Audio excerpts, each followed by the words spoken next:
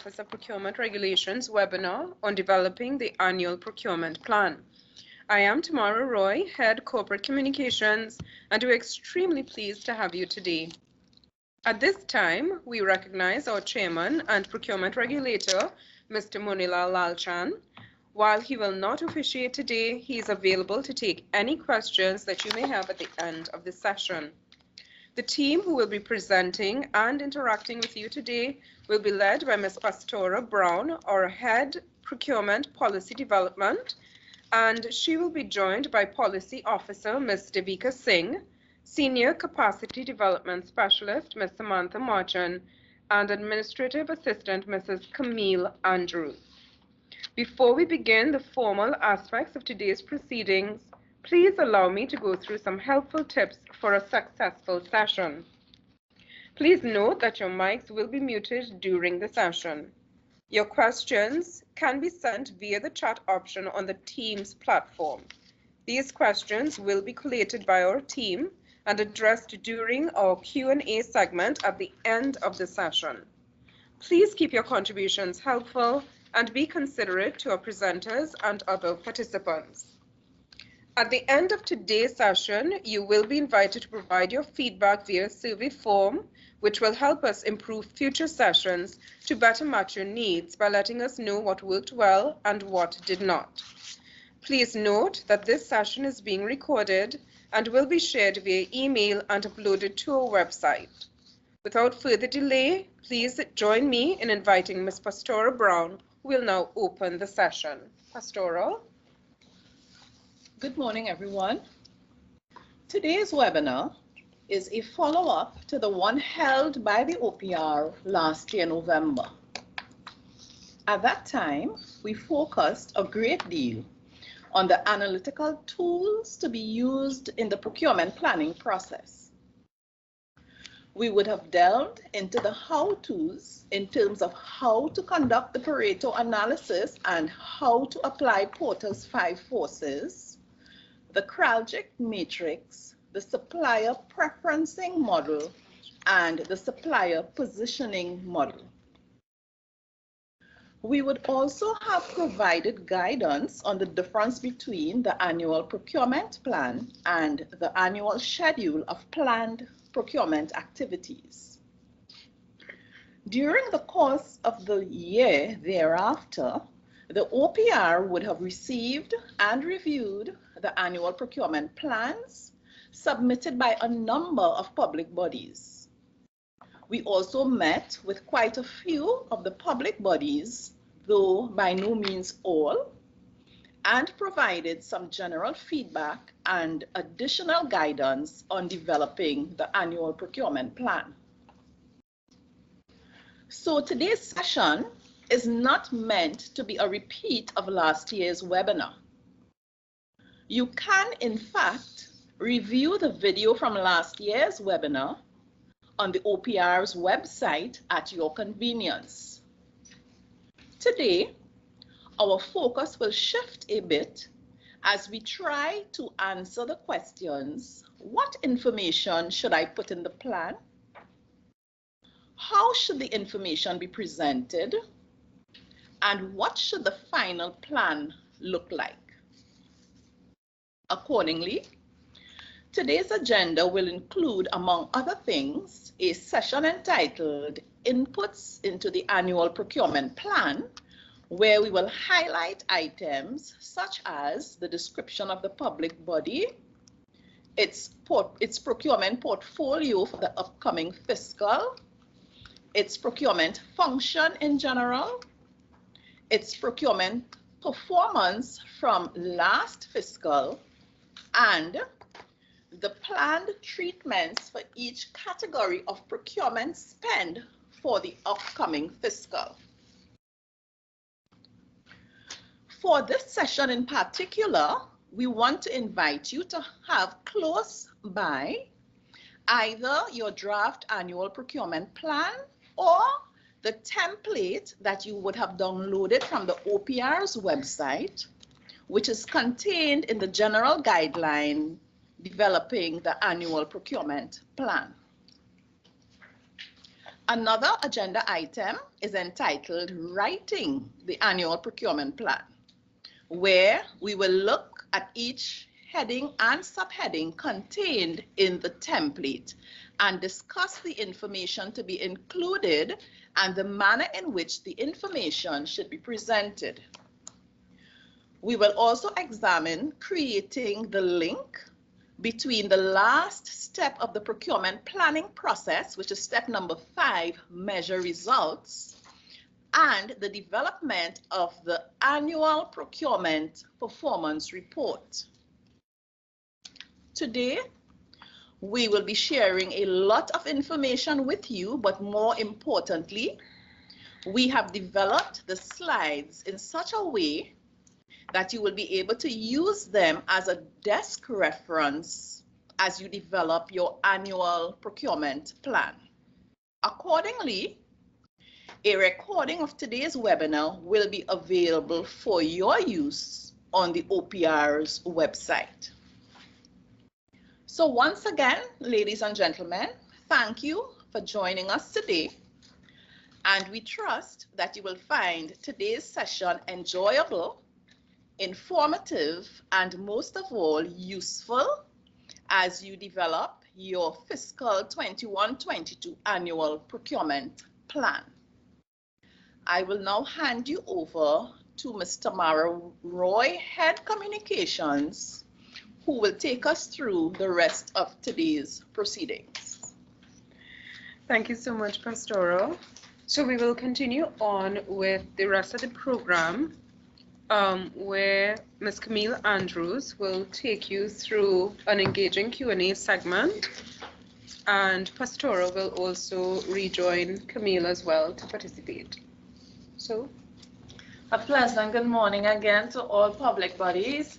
At this time, I invite you to click on the link in the chat to answer only 3 questions. This time, the first question you are seeing there is, why should the public body prepare the annual procurement plan? And you only have 1 minute to answer. Ms. Brown will answer your responses. Okay, so I'm seeing some really good responses here in the chat. The annual procurement plan is a strategic method of planning, monitoring, and controlling an organization's procurement activities so that they can budget effectively, supports the achievement of business goals, a guideline where the body plans to do with the resources available, and it enables the body to properly plan to effectively carry out the function. It is also a good benchmark for good practice and where the organization lies in comparison. It also maps budget to expected spend, which is fundamental to proper procurement practice. And we have many more responses. In the interest of time, we will not try to read them all off, but we just also, as we go into today's session, would like you to think of some of these responses as well. Why should the public body prepare the annual procurement plan? It allows the public body to have sight of all of its procurement requirements for the upcoming fiscal. It allows the public body to link its procurement activities to its strategic mandate and objectives. It allows the public body to plan its procurement strategies and to identify whether it has the capability and necessary resources to execute the plan in order to achieve its mandate and objectives. Additionally, it fosters the promotion of the objects of the Act, and I think we saw that there as well, including all the objects, which we will look at a little bit later on. So really good answers as we move to the next question. Okay, guys, so your next question is, who should be involved in preparing the annual procurement plan? Excellent. So we are seeing some really good responses in there. Very good. Procurement Department Accounting Officer, the named Procurement Officer, the Accounting Officer, and other budget holders. Procurement Department, Accounting Officer. All right, so in a word, who should be responsible or who should be involved in preparing the annual procurement plan? The short and sweet answer is a cross-functional team within the public body. So that will of course include your user department, who will be your requisitioner, your procurement department, technical, subject matter experts as the case may be, legal, finance, project management. What you need to have for your plan to be effective will be to take a team approach to the exercise. So we now will look at question number 3, the third and final question.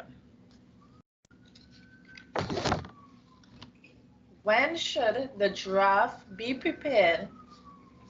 When should the plan be finalized? Okay, so again, some very good responses. We want to achieve efficiency in the development of our plan as well as in our procurement activities. So when should the draft be prepared? So we strongly recommend that you attempt your draft at the same time as you develop your budget estimates, which you will send forward to receive your budget allocation. So if you start drafting your plan there with your preliminary information, then once the budget has been approved and you know what your allocation will be for the fiscal, then it will be easier for you in terms of completing the plan, finalizing it, so that you can then forward it to the Office of Procurement Regulation for review within that 6-week period from the approval of the national budget. So thank you very much for taking part in our very short quiz this morning, and we would like to invite you to return to the presentation so that we can continue with this morning's proceedings. So from our question and answer session, we can agree that the purpose of developing the annual procurement plan is to assist public bodies with identifying all of the expenditure items for the upcoming fiscal, as well as assist you in analyzing the procurement categories and items with a view to determining the most appropriate procurement strategy to be employed, procurement method to be used, and contract management strategy. The plan also assists the public body with focusing on achieving the objects of the Act as specified in Section 5 of the Act. Now, typically, we tend to focus on achieving the good governance principles of accountability, integrity, transparency, and value for money. As we work towards developing the annual procurement plan, it also helps us to focus on the other principles, including efficiency, fairness, equity, public confidence, local industry development, sustainable procurement, and sustainable development.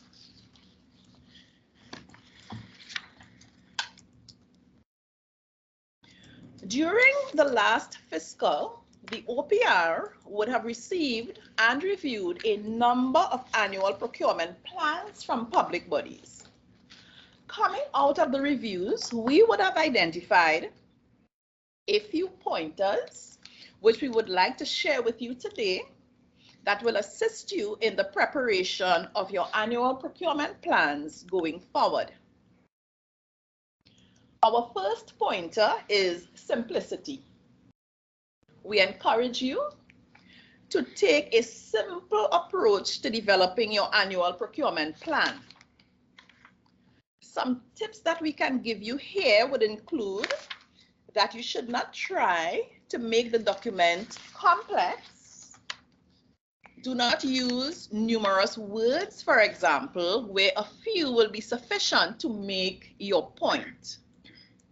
we would like to suggest that you present your information as clearly and as simply as possible without repeating some of that same information over and over throughout the plan. Our second pointer is linkages.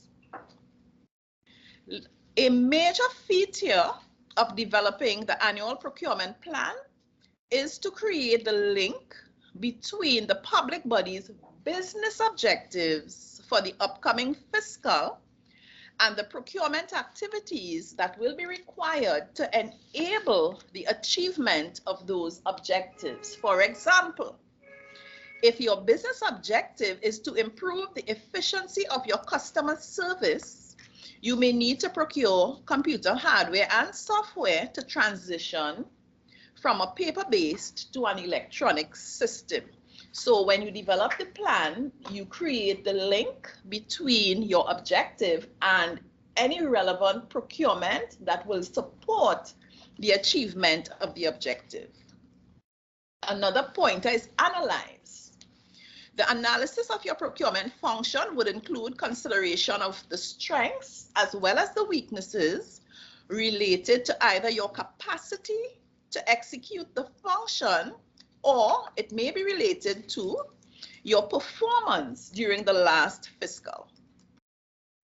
To analyze, you will need to take a very close look at your strengths and weaknesses in that regard. 4, we want to look at forming conclusions. So, after you have analyzed and you have made your points, you may then wish to form some conclusions so that there is a nice flow to your plan. After you have documented your current situation, you can form conclusions in that respect of how you think that your set of circumstances will affect your procurement performance. Make recommendations. As you identify areas for improvements based on previous performance, make recommendations in terms of the strategies you propose to implement to achieve those improvements. Remember that identifying your weaknesses as an organization is not an indictment against the organization. One of the key reasons you are developing the annual procurement plan is to allow you to identify the weak areas so that you can strengthen them going forward.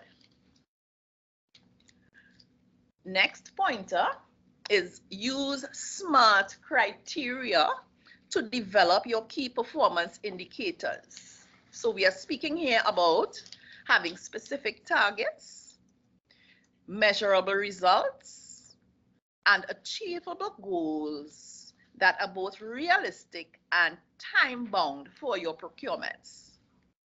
If you identify an area for improvement, you may wish to then say something like, during the next fiscal, we plan to improve the time for evaluation of bids from 12 weeks to 3 weeks.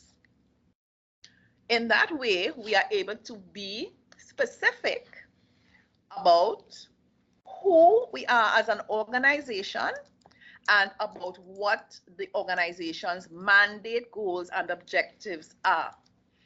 You can state the number of procurement projects you will be required to action during the fiscal. The annual procurement plan is a document that will be internal to you and to the OPR. You can include, therefore, your estimated annual spend as well as the estimate of your procurement items or categories, just making sure that you keep your document confidential and internal. Next pointer, summarize. Some areas of the plan require that you provide a summary of the more detailed information that you are presenting a bit lower down. Try to avoid repeating the same information word for word and summarize the information as may be appropriate. Tables. A table can assist you in presenting your information in an attractive and succinct manner. If you use tables and your table contains a column of numbers, you will want to include the total in the final row at the bottom of the table. Bullets. Bullet points help to make your presentation succinct without losing the essence of the information you wish to provide. So here you want to strike a balance between, again, being concise, but being comprehensive. You want your point to get across. Finally, collaborate. Remember, the only way to develop a workable annual procurement plan that will add value to your organization is for a cross-functional team sponsored by your accounting officer and led by your named procurement officer to work together. So we have lots to think about there as I hand you over to Ms. Devika Singh, who will take us through the next session. Thank you, Pastora, and good morning, everyone. Now, as outlined in our agenda today, our session would examine the following 4 sections in developing the annual procurement plan, which are the inputs into the annual procurement plan, the annual procurement performance report, the annual schedule of planned procurement activities, and lastly, writing of the annual procurement plan. Let us now first take a look at the inputs required to put together the annual procurement plan. So in order to identify the inputs necessary for the plan, a holistic review of the annual procurement planning process is required. Now, please keep in mind that these inputs will be relevant later on in our presentation when we really delve into the actual writing of the annual procurement plan. So the first step of the annual procurement planning process involves a review of your organization's mandate and strategy. Then, an analysis of your organization's procurement portfolio, as well as an analysis of your procurement function and capability is conducted, which are both equally important in achieving your procurement objectives. The third step involves identifying your strategic procurement objectives, which then leads to the development and implementation of your procurement strategy, and lastly, we measure our results. So let us take a look at the first step of the annual procurement planning process and really try to understand what a review of your organization's mandate and strategy entails. Now, this involves inputting pertinent information into your plan, such as your organization's name, how was your organization established? So for example, you may want to mention that your organization was established by an act of parliament. It may also include information such as the mandate of your organization. So why was your organization established and who do you serve? This section should also include information such as your organization strategy, that is, what are your strategic objectives and procurement needs.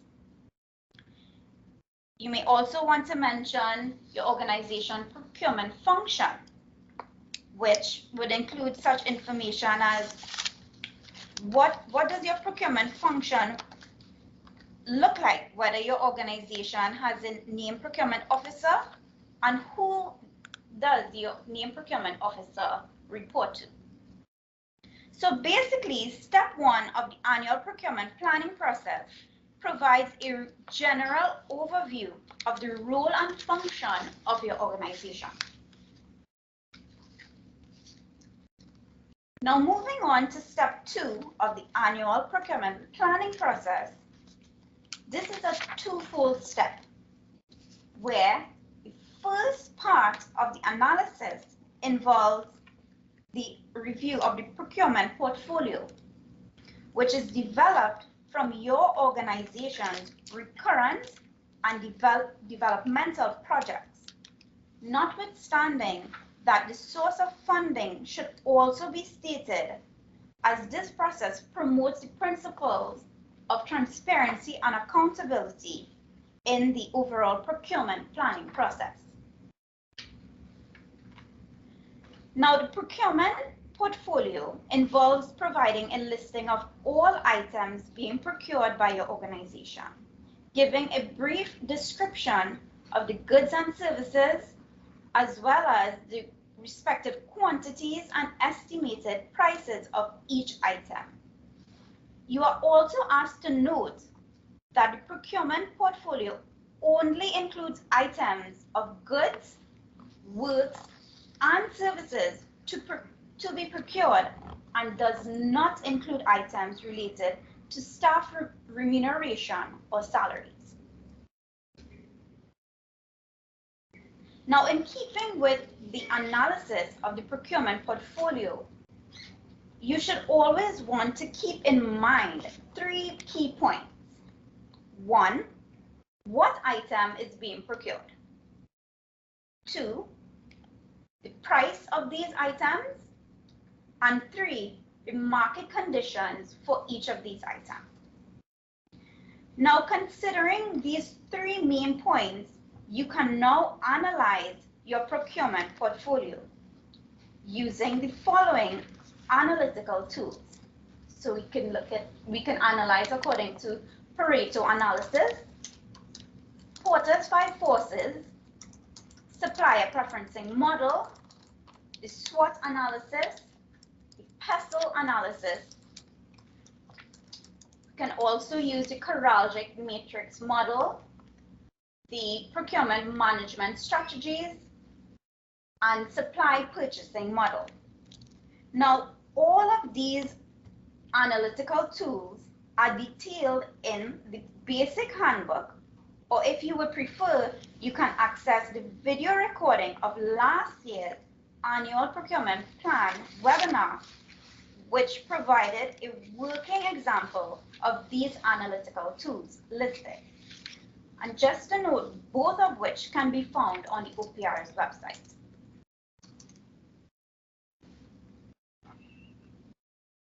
Now, as I previously mentioned, step 2 of the annual procurement planning process is twofold. We'll now take a look at the second part, which involves an analysis of the procurement function and capability. So what exactly does that mean? Well, simply put, this involves an objective review of your organization's internal capability and determining if these capabilities can perform your procurement function in an efficient and effective manner. So therefore, in deciding whether your internal capabilities can perform your procurement function, you may want to consider 1, your organization's annual expenditure, 2, the number of procurement activities planned for the year, the type of procurements you will undertake, whether it is complex or simple, the procurement organization structure and reporting lines within your organization, the size of your procurement unit, the qualifications and experience of your procurement staff, the role and function of the named procurement officer within your organization, your organization's culture, whether you are working teams or you are silo thinking, and as well as the use of technology and templates in performing your operations.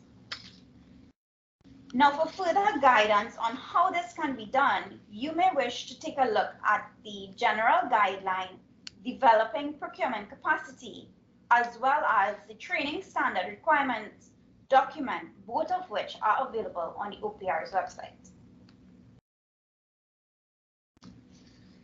Now, the third step in the annual procurement planning process involves an analysis of the strategic procurement objectives. You may recall in analyzing your procurement portfolio based on expenditure and suppliers, each quadrant of the portfolio matrix has individual procurement objectives. So in developing your strategic objectives, you may want to consider the following. Continuity of supply, that is where on the product lifecycle stage a good or service may be. Just-in-time deliveries, local industry development, sustainable procurement, sustainable development.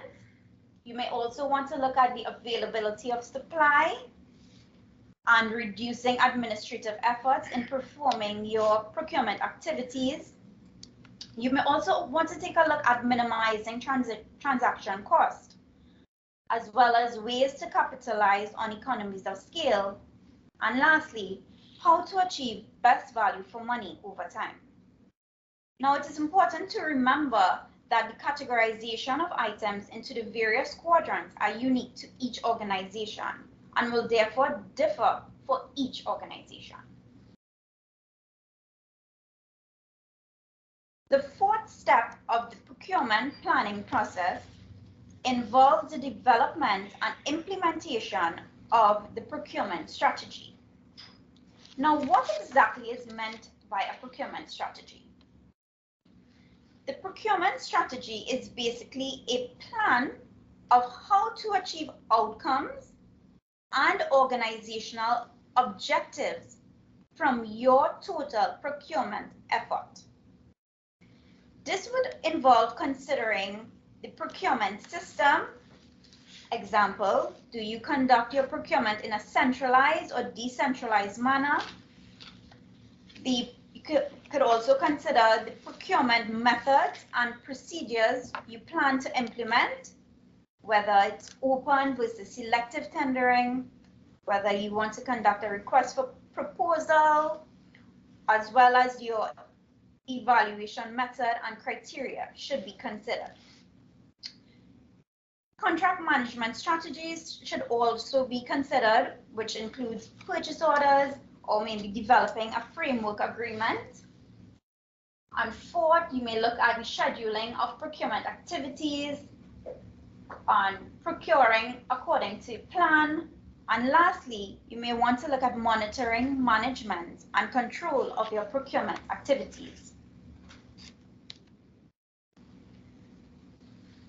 Now, the last stage of the procurement planning process involves measuring results. Now, this focuses on comparing actual performance against planned performance to determine whether the procurement objectives were achieved. It is also used to measure which objectives were achieved, which were not achieved, and to determine the corrective measures to be included in the subsequent annual procurement plan, as well as to identify various lessons learned. Now, one way of measuring the results of your annual procurement planning process would be by the use of the Annual Procurement Performance Report, which we will examine in the next section of our presentation. So at this point, we have completed our review of the inputs required for the development of the Annual Procurement Plan. And I will now hand you back over to Ms. Tamara Roy. Thank you, Devika. So at this time, we will now invite participants to take a 15-minute break. We will put a timer on the screen so that we'll all be working with the same time and resume once that period comes to an end. All right, so see you back in 15. Thank you. Okay, welcome back, ladies and gentlemen. At this time, we will invite Ms. Samantha Marchan, who is our Senior Capacity Development Specialist, and she will take you through the Annual Procurement Performance Report and the Annual Scheduled Planned Procurement Activities. Samantha. Thank you, Ms. Roy, and a special good morning to all attendees. Today, I will be taking you through a brief introduction of the Annual Procurement Performance Report, incorporating the use of the Unsps Codes when developing your annual procurement plan and your annual schedule of planned procurement activities. So before I delve into the meat of my presentation, I would like to ask all attendees, what is an annual procurement performance report? This will only take a minute, so gather your thoughts and type your response in the chat. What is an annual procurement performance report? Okay, so I'm seeing your response, one response, and that's a very interesting response, I must say. Okay, yes, so the annual procurement performance report is one of the reports that public bodies must submit on an annual basis to the OPR for its review. This report is prepared by the named procurement officer, approved by the accounting officer or equivalent, and is submitted to the OPR within 6 weeks of the end of the fiscal year. The report allows public bodies to record and publicize its performance and achievements. It provides details of the performance of the procurement function during the fiscal year, comparing planned and actual activities and outcomes for each category of expenditure. These measures generally support increased transparency and visibility of the public procurement. I will now briefly set out the contents of the Annual Procurement Performance Report. The report will state the successes and challenges in procurement performance during the fiscal period, as I mentioned in my previous slide. It will highlight the performance of public bodies' macro-level measures and of contract management micro measures. It links performance results to the public body's programmatic or business objectives and strategy. Drawing conclusions about overall procurement performance during the said period as well identifies and provides a rationale for aspects of performance that will be targeted for improvement in the ensuing period based on the results in the past fiscal period. A key point to note is that the report should be relevant and proportionate to the size and spend of the public body, providing transparency of its purchasing activities. My colleague would have mentioned some objectives of measuring results. So I will now go through 2 examples of measurements in analyzing procurement performance as depicted on the slide. Example 1 is one of a key performance indicator that speaks to the procurement cycle. This measure analyzes the average time span between the acceptance by the procurement department of the approved purchase requisition from the requisitioning department and the award of contract. This information enables conclusions to be drawn on the efficiency of the system of procurement. Also depicted in the slide is the formula for the specific KPI, which reads, the actual time spent over the time schedule as planned times 100. And the target for this KPI is less than or equal to 100%. Of note, for each item with a result more than 100% means efficiency is diminished. And for each item with a result less than or equals to 100% means the result is acceptable.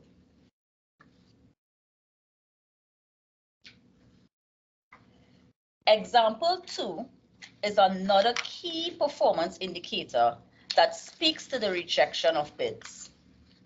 This measure analyzes the number of bids rejected in procurement processes. This is a good indicator of capacity of the suppliers and contractors in relation to their responsiveness to the solicitation documents. Bids rejected are not considered for an award of contract, and therefore the pool from which a public body may choose is reduced. Also depicted in the slide is the formula which reads number of bids rejected over the total number of bids times 100. And the target for this particular KPI is less than or equals to 70%. It must be noted that for each item with a result greater than 70%, competitiveness and value for money are diminished. And for each item with a result less than or equal to 70%, the result is acceptable. I must mention that the key performance indicators is a non-exhaustive listing of the metrics a public body can employ to measure and monitor procurement performance. Public bodies can continue to develop additional metrics to assess the performance of the procurement function with a view to achieving continuous improvement to the system of procurement. It is often said that what gets measured gets done. In other words, measuring, monitoring, and reporting against procurement objectives will assist the public body in remaining focused on achieving the objectives set out in its annual procurement plan. Measuring and monitoring will also assist with identifying areas for performance improvement in the next planning period. I know this may be new to named procurement officers, but no need to worry. There's really no need to worry. OPR will host sessions rolling out the general guidelines entitled Developing the Annual Procurement Performance Report, so you can better understand what is needed in the Annual Procurement Performance Report and obtain the ability in analyzing procurement performance. However, you can familiarize yourself with the said guideline by accessing the Resource Center tab of the OPR's website. The link for the website will be posted in the chat for ease of access. Key points to note is that the guideline is twofold, and it will provide public bodies with an appreciation of the value of monitoring and measuring procurement performance, and provide a detailed step-by-step approach to public bodies on how to develop their performance metrics, measure procurement performance during the fiscal year, and prepare the annual procurement performance report for review by the OPR.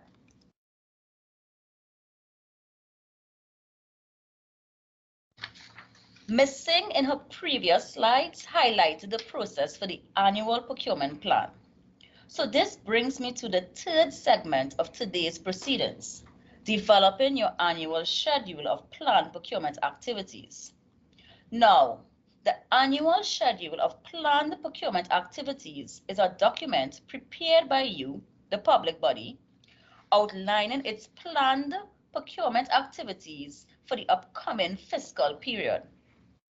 It provides potential suppliers and contractors with an idea of what procurement activities a public body has planned for the next 12-month period. Public bodies are therefore required under Section 27(1) of the Public Procurement and Disposal of Public Property Act 2015 as amended to publish on its website or in any other electronic format information regarding all planned procurement activities for the following 12 months. No later than 6 weeks after the approval of the national budget. So for today's presentation, I will discuss some pertinent points that speaks to the annual schedule of planned procurement activities. As part of developing your annual schedule, there's a column that speaks to the Unsps codes, which I will now briefly give an overview on. So what is the Unsps codes? It is really an acronym that stands for the United Nations Standards, Products and Services Code. It was jointly developed by the United Nations Development Programme and Dun & Bradstreet Corporation in 1998. The Unsps code is an open, meaning it's in a shareable format, and global, meaning it can be used international. It is a multi-sector standard for efficient, accurate classification of products and services. Let's take a look at the coding structure. 2 things to note. 1, it is hierarchical in structure and consists of 4 levels. Level 1 is the segment. Level 2 refers to family. Level 3 is the class. And level 4 represents the commodity. Of note, each level gives a 2-digit code, which will give a complete code of 8 digits that represents the entire Unsps code. Let's take a look on how a code is derived for a particular item. In this example, we will be looking at the item desktop computers, which is a fairly common item. Now remember, it's 4 levels, and first is the segment where the item desktop computers exists within the information technology, broadcasting and telecommunications. Here you will see that the 2-digit code for this level is 43.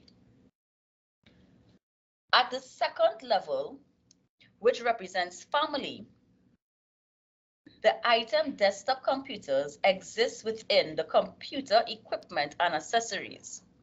The 2-digit code for the second level is 21. Now, at the third level, representing class, the item desktop computers falls under computers. The 2-digit code for this level is 15. At the 4th level is where we will select the item desktop computers. And the 2-digit code that represents this item at the commodity level is 07. Therefore, the Unsps code for the item desktop computers is 43211507. A key point to note when developing your annual procurement plan, your goods, works or services will be labeled with the class level of the Unsps codes. Using the example I just mentioned, the code will be 43211500. Of note, if you have selected the correct level when using the code for your APP, your code should always end with 00. Now, there are 2 ways to access the Unsps codes, which I will identify in my next slides.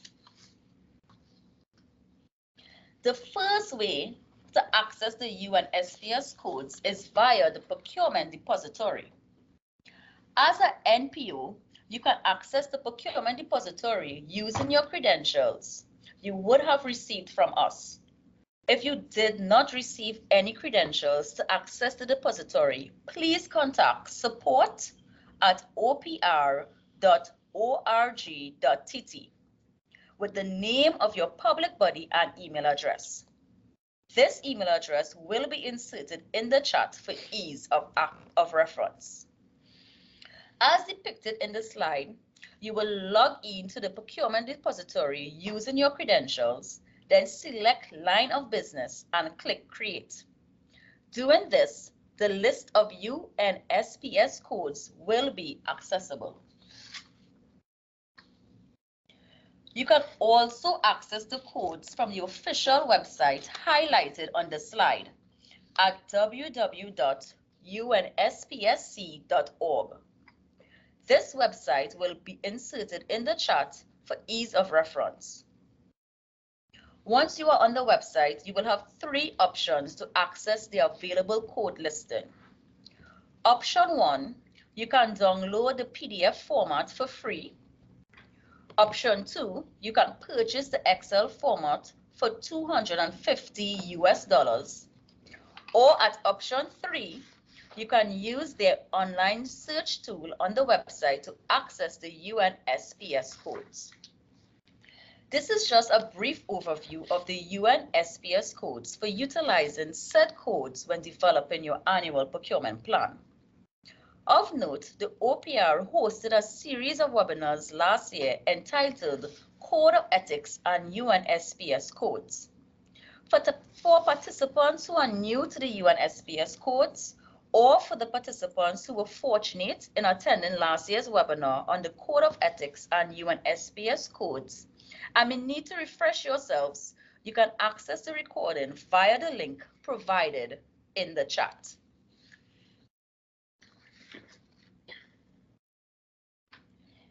This table provides a template for the completion of the annual schedule of planned procurement activities and requires public bodies to publish basic information on its procurement activities. As mentioned earlier, today's presentation will not be a repeat from last year's workshop on the development of your APP, where my colleagues would have gone in great detail on providing information on what is an annual schedule of planned procurement activities and the contents of same. The link for last year's presentation will be reposted again in the chat. So for today's proceedings, I want to specifically highlight 3 of the columns of the annual schedule of planned procurement activities depicted in the slide. Column 4 represents the Unsps code, where you will see the Unsps code for desktop laptops, as I previously mentioned. Just to recap and make the link, your goods, works, or services will be labeled with the class level, also known as level 3 of the Unsps code. And this code for your APP should always end with 00. Now remember, there are 2 ways to access these codes, either via the procurement depository or from the Unsps official website, which was inserted in the chat for ease of reference. Now let's move to column 9 of the schedule that speaks to procurement method, and for this example, open bidding was the appropriate procurement method selected. Open bidding is a procurement method that is based on an invitation to bid that is advertised publicly, either nationally or in appropriate cases, regionally or internationally. Now, let's stick a pin here for a minute. I want to propose another question in which I will ask you to gather your thoughts and post them in the chat. So the question I am proposing to you is, how do you determine the most appropriate procurement method? I will give you a minute to respond in the chat before I resume. So again, how do you determine the most appropriate procurement method? Okay, thank you, Ms. Prime. You're right on track. So I will resume now. When developing your plan, you will need to determine the most Okay, I'm now seeing all the responses now coming in. I think we had a delay. So nice responses. You all are basically on track. So when developing your plan, you will need to determine the most appropriate procurement method, each good, work, or service that you will identify in your plan. The determination of the most appropriate procurement method is not made solely based on whether the item to be procured is a good, work, or service. Instead, consideration should also be given to the circumstances of the specific requirement and to maximizing competition to the extent that this is practical. To ensure that the objects of the Act are achieved, you must therefore consider the organization's mandates and business needs, the characteristics of the item or items to be procured, and the market situation, just to name a few. For additional information, the General Guidelines, Procurement Methods and Procedures provide details on several procurement methods and techniques, the conditions under which each may be used, and the attendant procedures to be applied for each method. Some of these methods include open bidding, limited bidding, single source procurement, and sole source procurement. And this is just to name a few. The final column on the plan refers to contract type. Supply contracts lie at the heart of any public procurement procedure, regardless of the nature of the goods, works, or services to be acquired. Therefore, selecting the appropriate type of contract and including all relevant information is meant to guarantee that public bodies will achieve their procurement objectives while adhering to relevant domestic and international regulations. For the purpose of this illustration, a fixed price contract was selected, also known as a lump sum contract. Now, fixed price contracts are suitable when both parties understand the scope of the requirements and design their ways of working to properly scope the project. Public bodies are required to develop their procurement and contract management strategies early in the procurement process. That is, during the strategic planning phase that feeds into the development of the annual procurement plan. To aid in the development of their procurement and contract management strategies, some factors you should consider when selecting your contract type is price competition, type and complexity of the requirement, extent and nature of proposed subcontracting, suppliers or contractors' technical capability and financial responsibility, price and cost analysis, just to name a few. For additional information, the General Guidelines Supply Contracts will provide various contractual instruments available to procuring entities and instances when these instruments should be used. Furthermore, key considerations for selecting the appropriate contract types are also described in detail. You can access both the procurement methods and procedures and the supply contracts guidelines by accessing the Resource Center tab of the OPR's website. The link for this website will be reposted in the chat. These pertinent areas of the annual schedule of planned procurement activities were highlighted to guide your thought process as to where you can access information on these areas and considerations in choosing the appropriate or right Unsps code, procurement method, and contract type that informs your plan and procurement process. Now, remember that the annual schedule of planned procurement activities is a document outlining the anticipated procurement activities of a public body for the upcoming fiscal period.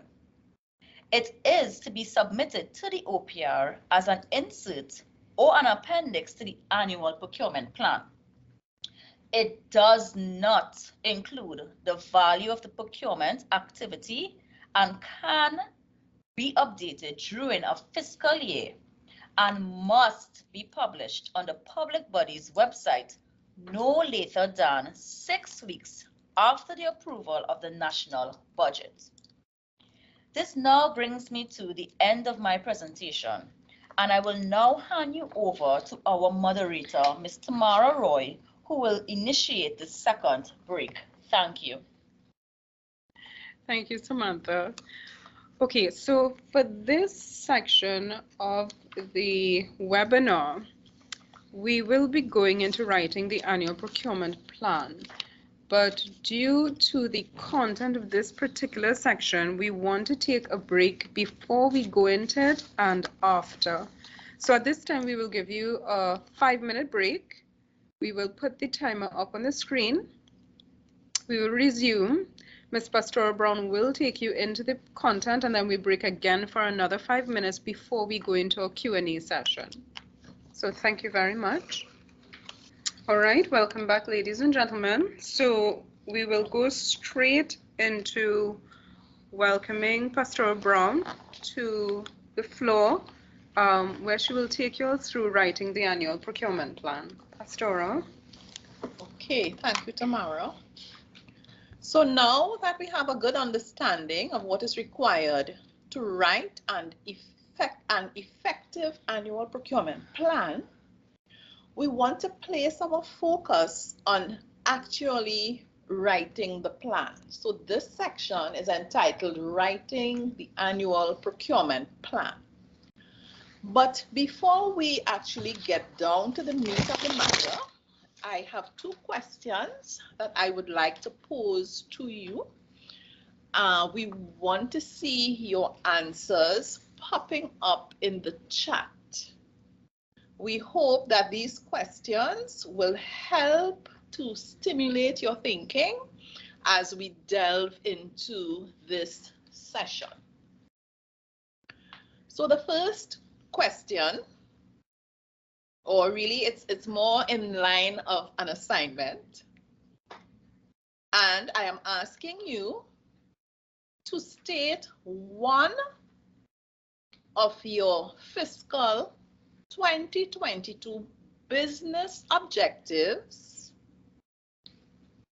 alongside one procurement activity that is required to enable you to achieve that objective. So I'll repeat the assignment. State one of your fiscal 2022 business objectives and one procurement activity alongside it, which is required to enable the achievement of that objective. Improve customer service, introduce queue management system. Okay, so what is the procurement activity there that is required to support this initiative? Procurement of your queue management system. Lovely. Okay, keep them coming. One business objective, one accompanying procurement project. Lovely. Increase stakeholder satisfaction through the procurement of an automated requisitioning system. Okay. Increased and improved digital transformation, and for that you will require the procurement of an online driver's permit platform. Okay. All right. Okay. So thank you for the responses. We know that you will continue to think about your business objectives as well as the procurements that are required to support the achievement of those objectives. Clearly, as Sam would have indicated earlier, there is a bit of a delay. So suddenly the answers keep popping in. So we thank you very much for your responses. I will now ask the next question. So we move on now to question or assignment number 2. And I would like to ask you to state 2 challenges you encountered during last fiscal related to the achievement of your procurement objectives. So you would have had your procurement plan, you know what you wanted to achieve, but during the course of the year, you may have encountered a number of challenges. Can you just state 2 of the challenges that you would have encountered last year? Untimely supply delays was a challenge. Insufficient supply of goods, due to supply chain issues, the impact of COVID-19, timely receipt of releases for funding, delayed or postponed tendering processes due to pandemic and shutdown of the business sector. COVID had to redirect resources for PPE supplies, increase freight cost, supply delays and additional spends due to the pandemic, interesting, increase of the price of steel leading to many projects being retendered as estimates were too less, extensive delays in the process to obtain release of funds. Okay, so from the responses we are seeing popping on the screen, we can agree that as you execute your procurement function, you tend to encounter a number of challenges. The thing is, what do we do with challenges? Do we turn them into opportunities? So we will delve now into the meat of the matter as it relates to how do I put together my annual procurement plan. So the first section we want to look at is what we will call the background. And you will recall this slide from early in Devika's presentation, where she would have explained that the first step in developing the annual procurement plan is a review of your mandate and your strategy as a public body.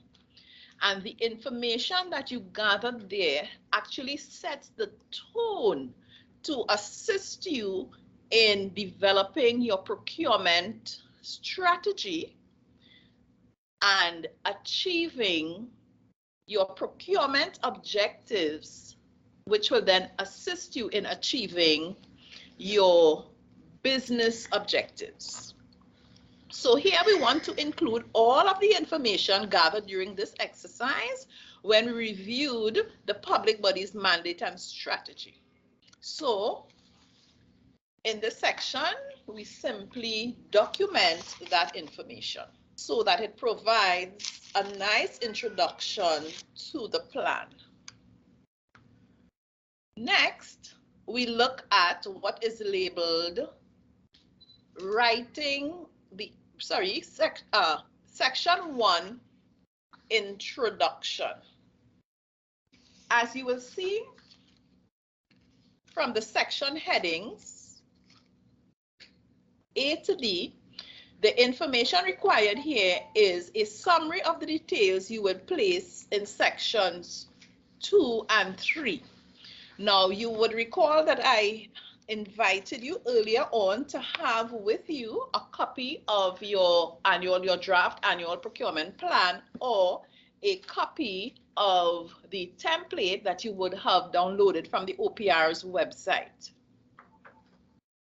So that will help you to follow along with the presentation so that you will be able to make the link between the information that is being shared and the various sections of the plan. We really want you to have a good frame of reference here.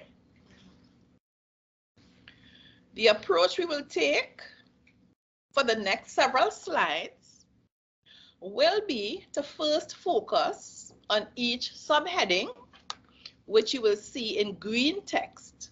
Then we will look together at the content that should be placed in each of the various sections of the plan. So let us begin. As you can see, Section 1A deals with the public body's programmatic goals and objectives and how the procurement effort supports their achievement. First, you will need to identify your programmatic goals and objectives, as we did with our first exercise a short while ago, for the upcoming fiscal. And I think my example is pretty similar to the very first example that popped up on the screen. Example, your goal might be improving the efficiency of your customer service. Next, you will identify the procurement projects that must be completed for you to achieve that goal. For example, the procurement of computer hardware and software and/or the development of a website. You will also need to identify the procurement activities which may not be directly linked to the achievement of the goal or objective, but which are required to support general operations, such as the procurement of security services or stationery supplies. So I think you are following in terms of, first, you identify your business goals, then you identify the procurements that are directly linked to the achievement of the goals, but those would not be your only procurement activities. You will also have procurement activities that support general operations, and you want to be able to identify all of those activities in your plan. So in this section, you can also provide a summary, in summary format, information on the status of your procurement in terms of completed and incomplete projects.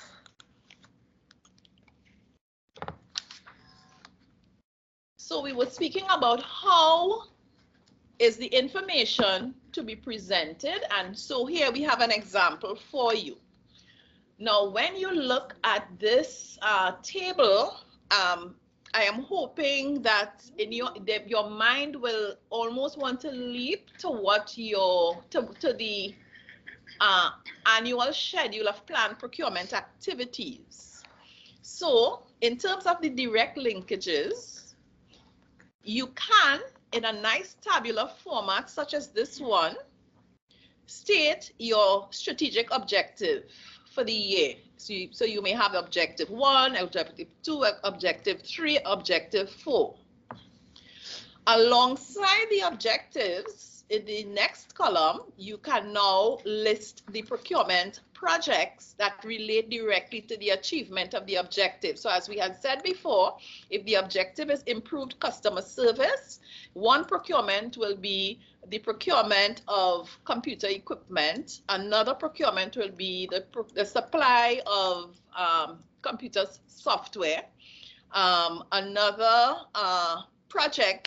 procurement project might be the development of a database. So that gives you a good idea of how you can actually structure the information so that it will be easy to review by your good selves going forward, as well as anyone else, including the OPR, who has to review the plan. You may also find it helpful to, for example, indicate of the 3 projects that you plan to, of your 3 procurement projects that you recognize you will need to work on to help you to achieve your strategic objective. You may actually be considering doing one of those in 2012, another in 2022, another in 2023, another in 2024. So if you have a template such as this, it gives you a good idea as a public body, a good oversight tool in terms of, okay, these are my strategic objectives, these are the related procurements, this is the approach we will be taking to meet the objectives. Then below that, we have indirectly linked procurement categories. So you will want to include your items such as your stationery and supplies, etc., etc. Remember that where possible, your information can be presented in tabular format.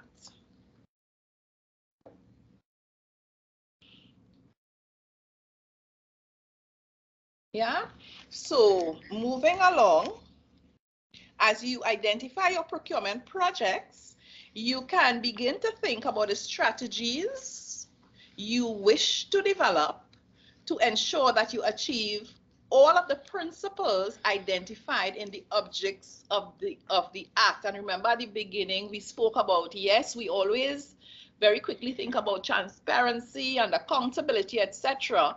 But as you begin to examine your procurements now line by line, it gives you that opportunity to say, okay, how can we achieve local industry development utilizing this procurement? How can we achieve sustainable development? How can we achieve sustainable procurement? And of course, I can guide you to the general guideline on the OPR website that will treat with these matters.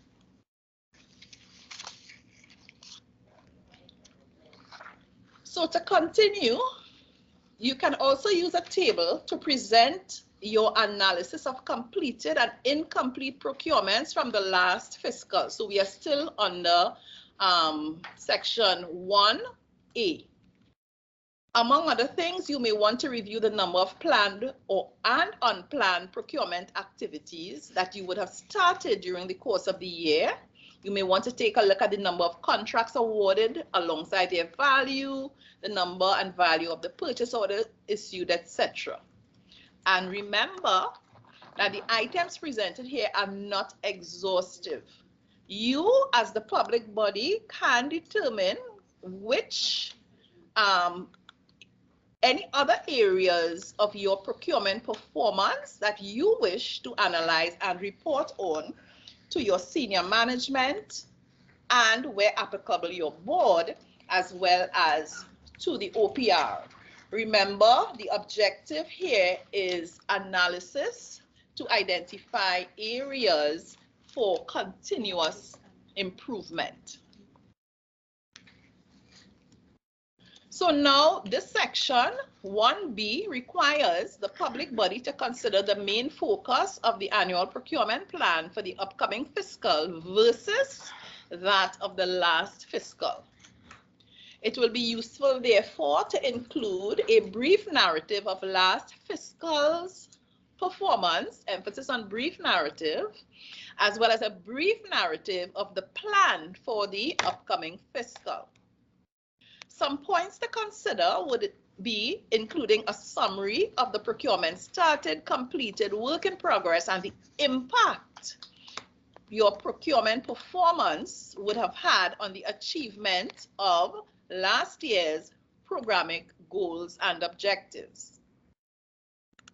The continuing and new procurement projects identified for the upcoming fiscal can also be mentioned here. A brief narrative of any plans you have for the upcoming fiscal and any specific plans you may have for improving procurement performance in the new fiscal, including in the areas of procurement planning, monitoring and control, resourcing, capacity development, technology, etc. Introduction 1C deals with procurement-related risks and opportunities that you think you will be facing in the upcoming period. In considering both your risks and your opportunities, you will want to consider these from both the external and the internal perspectives. Next section comes under the subheading 1D, which requires a general explanation of how the plan addresses both AI, general practice improvements, AII, specific support for the achievement of your programmatic business goals and objectives, and then B, the specific alignment of objectives, and I want you to take note of these terms because we'll be bouncing them up a little bit later. Objectives, organization, systems, policies, procedures, and capabilities, with the risks and opportunities inherent in each segment of your procurement portfolio. So we have a big long heading here. How do we approach actually writing the information? So first of all, we can break the heading up into the distinct parts. So we have 1, the general practice improvements. Here you make a brief statement. Then we have 2, the specific support, etc., etc. You want to look at things like support for planning, how you will employ your cross-functional teams, etc.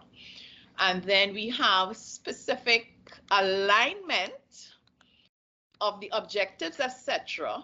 And we will look at that specific alignment when we get later down into the presentation for section 3.3.2 of the Annual Procurement Plan.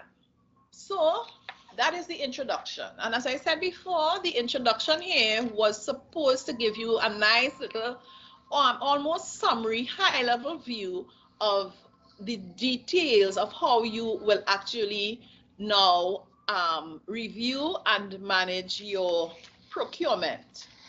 So this takes us to section 2, entitled Current Status of Entity Procurement Management.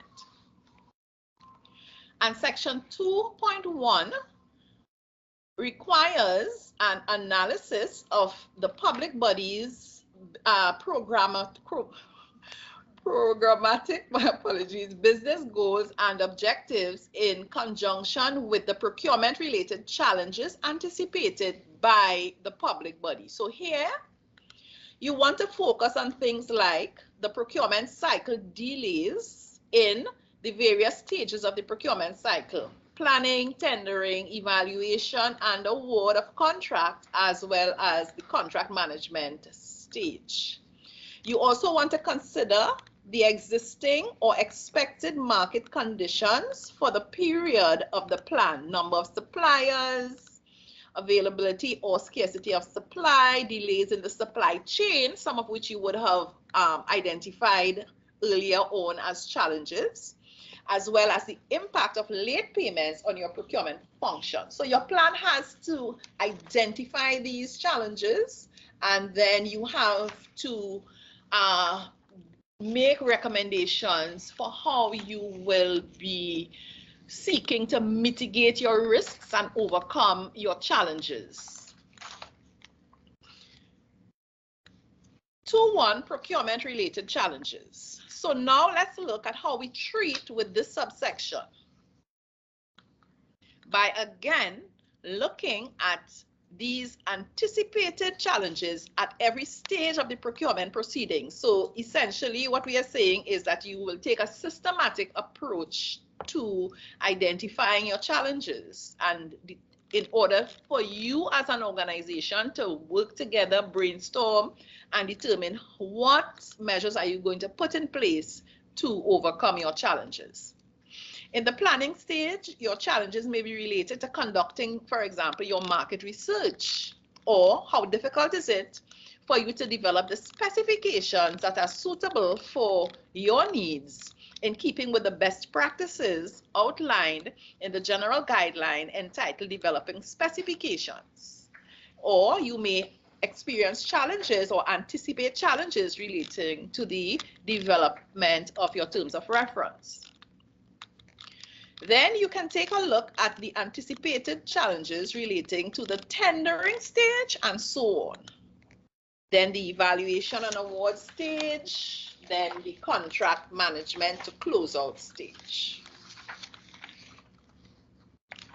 Next,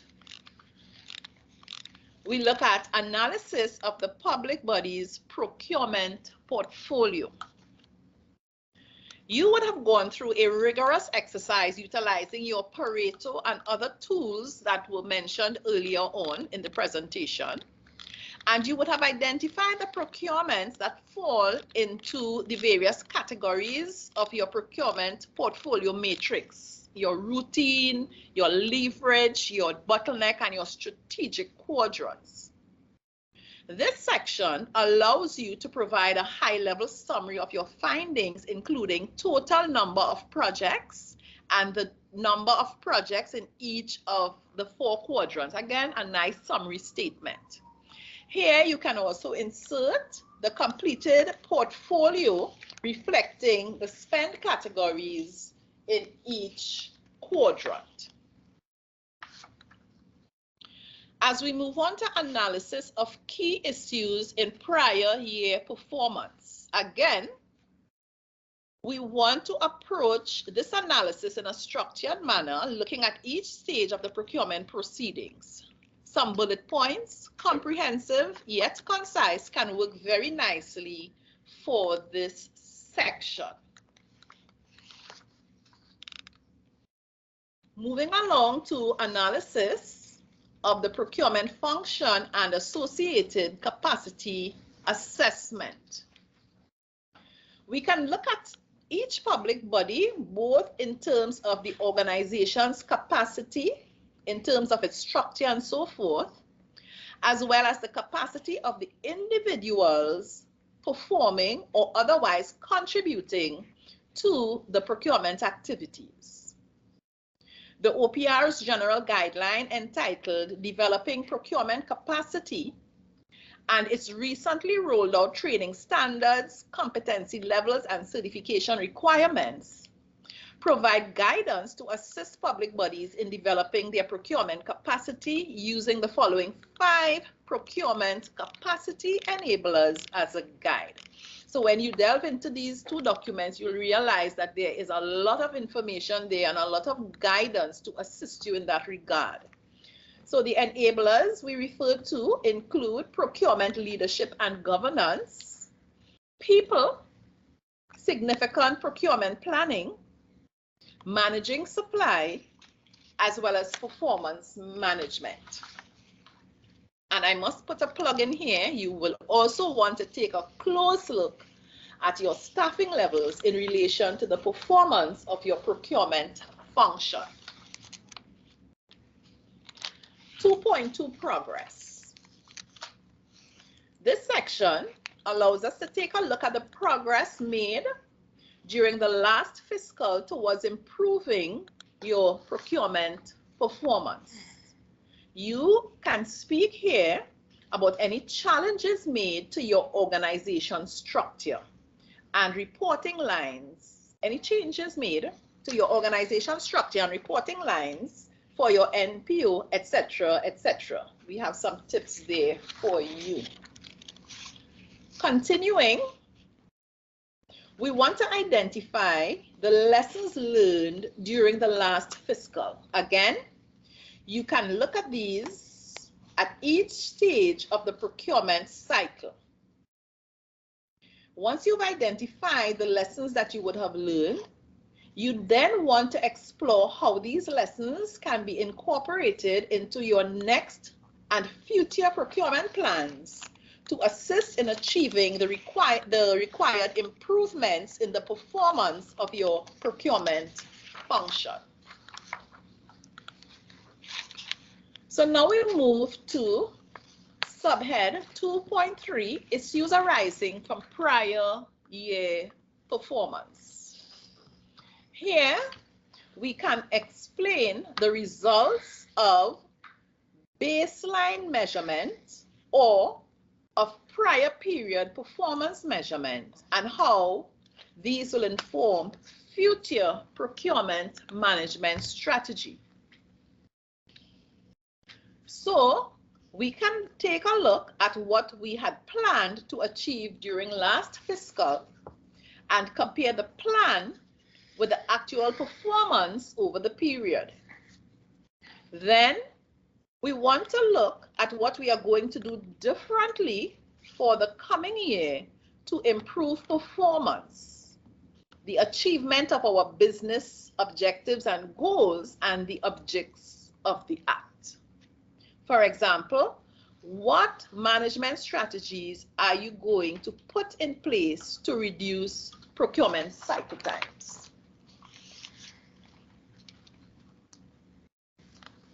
So we now look at Section 3 of the Annual Procurement Plan.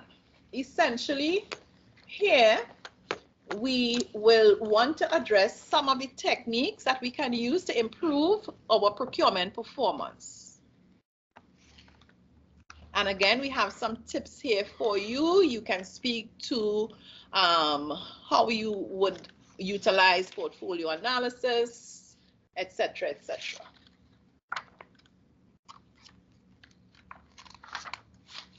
(3.1) General strategy for improvement and procurement capacity. And again, I refer you to those two general guidelines I referred to before. The general guideline for capacity building as well as the training standards guide. And here you will see how the information is to be presented in the table. To your extreme left, you have coming down on the side each of the 5 procurement enablers. Then there's a space here for you to take a good look at your organization and determine where are you starting off from as a public body in relation to the requirements of the new Act. Are you at basic capacity level? Are you at intermediate capacity level? Or are you at advanced capacity level? And when you look into the guidelines, you will realize that there are lots of areas of consideration to assist you in really analyzing your organization's capacity, as well as determining how do you want to plan to work on achieving improvements over time. So the third column, planned improvements for most recent period, results for most recent period. So you look at where you would have started. Then you look at, okay, we had started here, but we had planned certain initiatives to help to improve capacity. And this is the result of what we would have done. We have now moved in one instance from basic to intermediate or basic to advanced. Then you look at where you plan to go to in the forthcoming year. And as I said before, you just have a couple examples here, but there are a lot of different areas that you would want to consider as you work on improving your capacity to execute your public procurement, retention, and disposal of public property functions. Section 3.2, enhancing programmatic business effectiveness through better procurement management. Again, you want to consider the step against your mandates and objectives. Example, if you are a commercial enterprise, moving with alacrity and agility may be critical to the success of your business objectives. Or, as a service provider, customer satisfaction may be critical to your operations.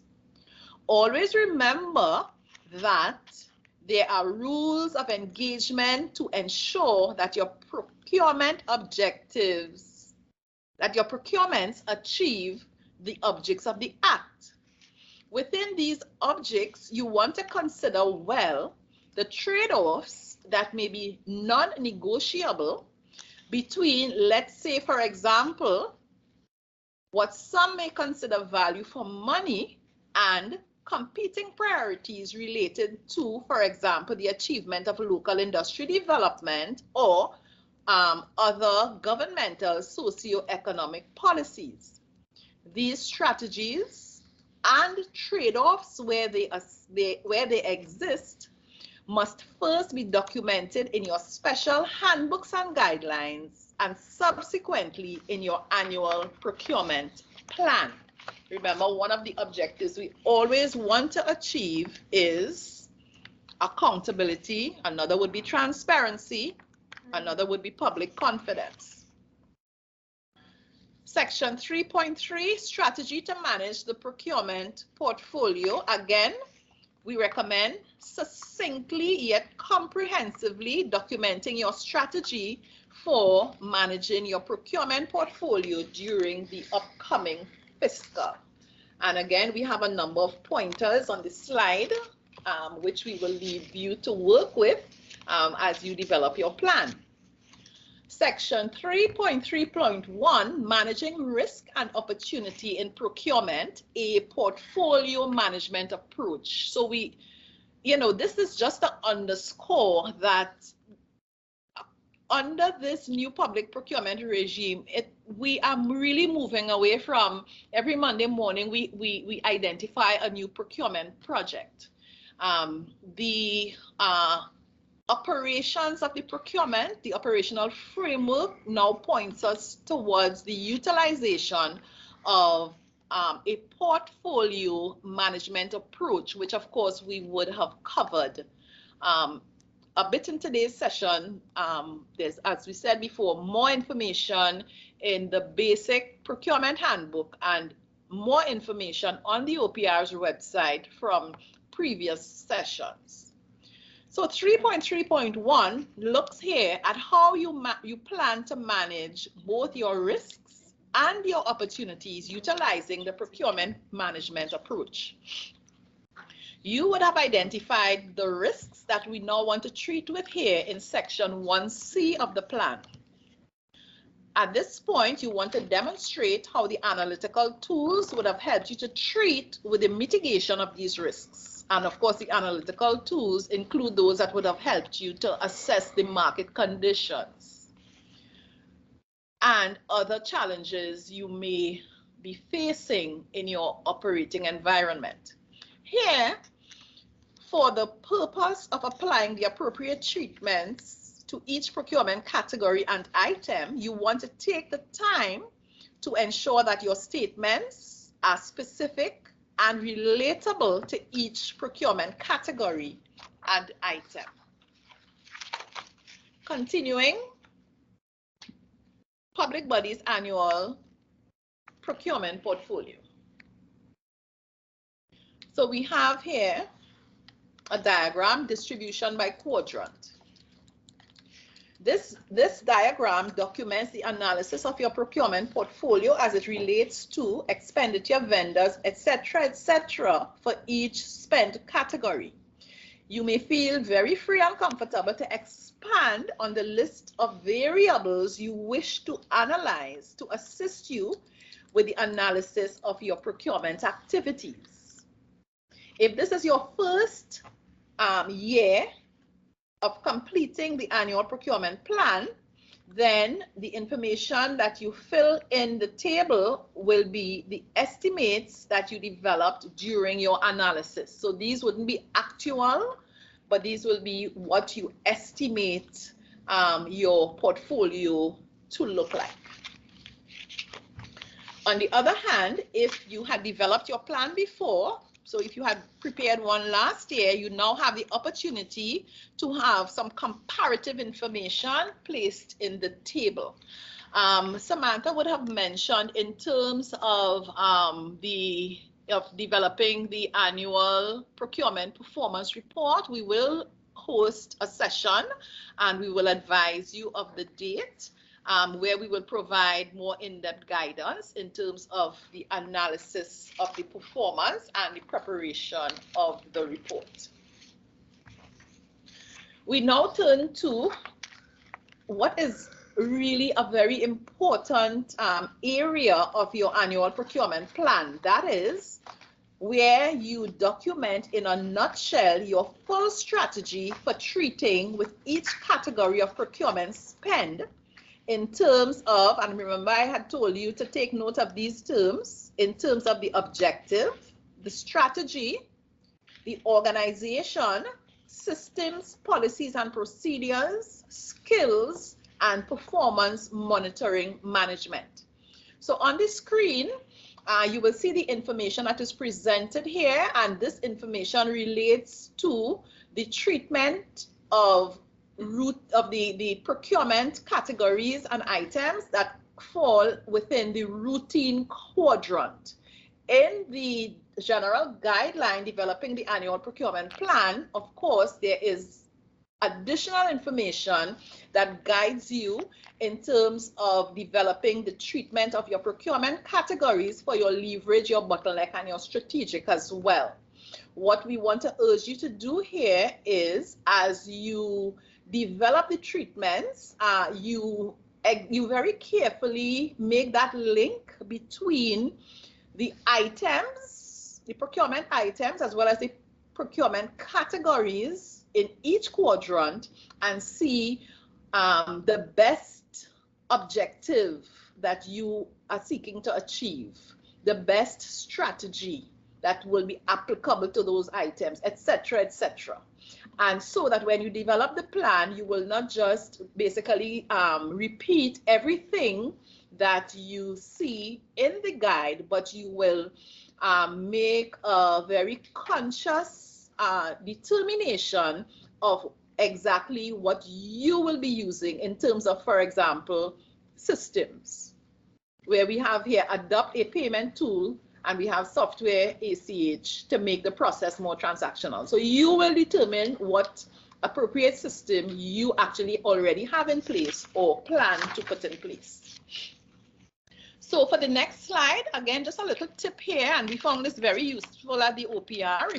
If you can find a way to place your item categories next to the various elements of the treatment, then it really helps you to ensure accuracy and that you have a good match between the items that you've listed in the quadrant and the treatments that you propose for those items.